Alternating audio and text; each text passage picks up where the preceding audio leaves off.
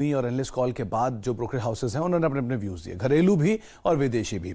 तो शुरुआत करूंगा सिटी के व्यू के साथ। सबसे जो छोटा टारगेट है वो सिटी की तरफ से आया 395 रुपए का, सीएलएसए ने 415 और मोतीलाल ओसवाल 425 रुपए के टारगेट्स के लिए। लेकिन राय तीनों की सेम है, बाय साइड पर ही रेटिंग उन्होंने अपनी मेंटेन की है। दो तीन चीजें, पहला तो उन्होंने कहा कि जो भी अब अप्रूवल्स हैं गोइंग फॉरवर्ड उसके ऊपर आपको नजर रखनी होगी। मंजूरी बोर्ड की तरफ से आ चुकी है, बाकी शेयरधारकों की मंजूरी और माइनॉरिटी शेयरधारक और बड़े शेयरधारकों की मंजूरी है, बाकी चीजें जो भी रेगुलेटरी अप्रूवल्स हैं उनके ऊपर आपको नजर रखनी होगी। साथ ही साथ अब कैसे आने वाले समय में ओपेनहाइमर और बाकी इंस्टीट्यूशंस के ऊपर वोट करते हैं, इस फैसले के ऊपर, इस रेशियोज के ऊपर, उसको आप जरूर ध्यान रखेंगे।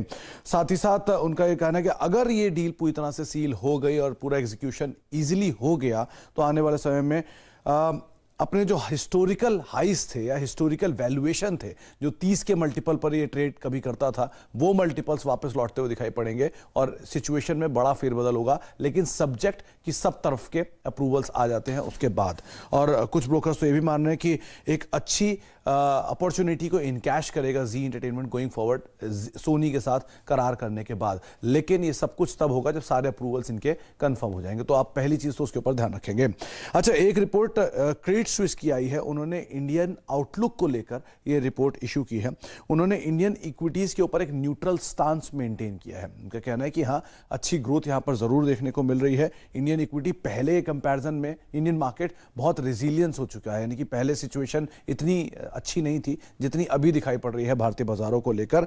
थोड़ा सा प्रीमियम जरूर देखने को मिल रहा है और ये प्रीमियम कमांड करेगा अभी बाजार गोइंग फॉरवर्ड, क्योंकि भारत बाकी इमर्जिंग मार्केट से कंपैरिजन में इंडियन मार्केट की सिचुएशन कहीं ज्यादा बेटर साइड पर दिखाई पड़ रही है। उनका ये मानना है कि आने वाले समय में जो निफ्टी 50 कंपनीज की अर्निंग है वो ये और रिफ्लेक्ट करता है कि इंडियन मार्केट्स रिजिलियंट रहेंगे आगे भी, क्योंकि अर्निंग सपोर्ट कर रही है इस तेजी को लेकर। और डोमेस्टिक साइक्लिकल जैसे कि प्राइवेट बैंक और लार्ज बैंक्स, ये एक प्रिफर्ड पिक के तौर पे उन्होंने शामिल किया। नाम नहीं मेंशन किए, लेकिन लार्जेस्ट प्राइवेट बैंक्स में आप एचडीएफसी, आईसीआईसीआई, एक्सिस, इंडसइंड, कोटक, इन 5 को तो एटलीस्ट तलाश ही सकते हैं।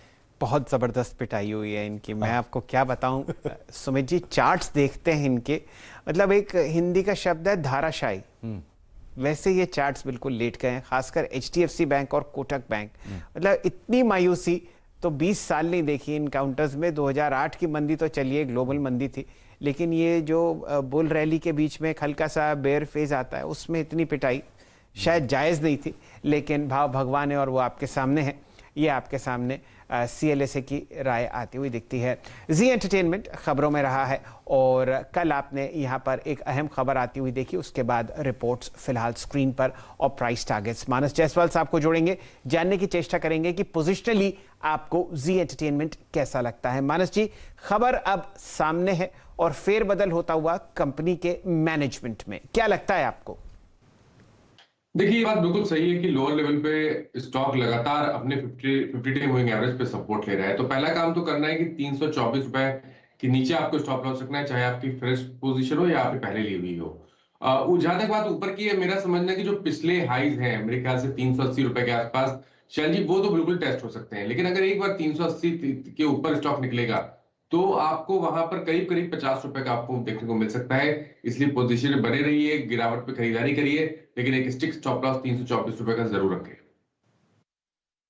साहब को जोड़ते हैं। पार्थिव साहब, कुछ रणनीति आप जी एंटरटेनमेंट पर रखते हैं क्या?